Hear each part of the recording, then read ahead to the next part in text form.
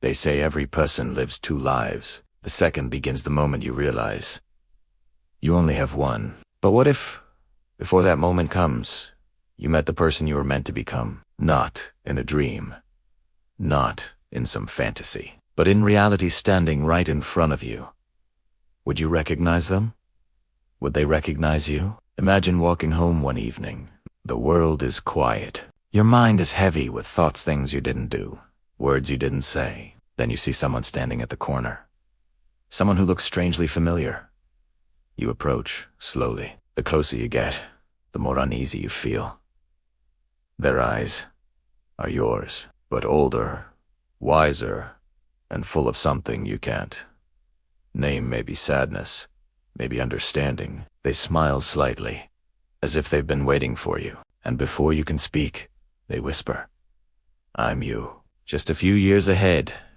You don't know whether to laugh or run, but something in you stays. Because deep down, you want to know what you've become. Your future self looks at you and says, "You had so much fire once. So much hunger, what happened?" You want to answer, but you can't find the words. Every excuse too tired, too late, too afraid suddenly feels small. They continue. You don't realize how close you were. Every time you quit early, every time you said tomorrow, I faded a little more.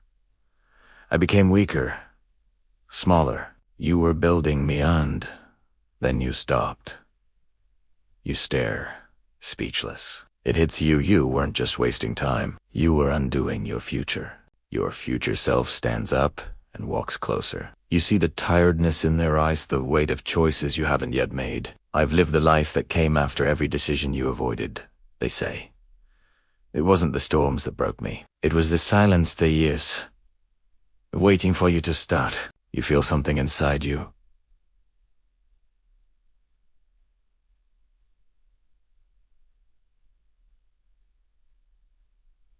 Break. Because deep down, you know they're right. You remember every time you said you'd change, every time you promised you'd begin next week.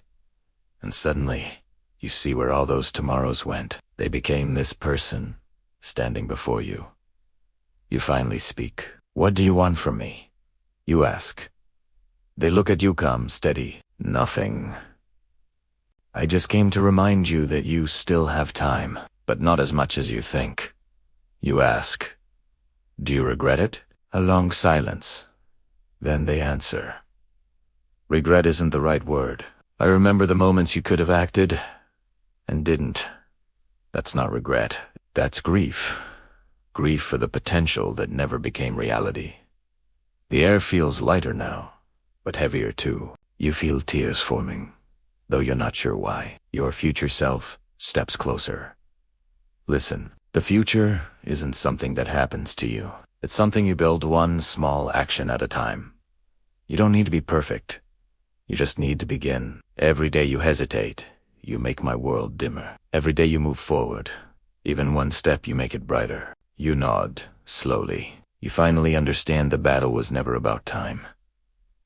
It was about courage. Your future self looks toward the horizon. "It's time for me to go." You panic. "Wait, Will.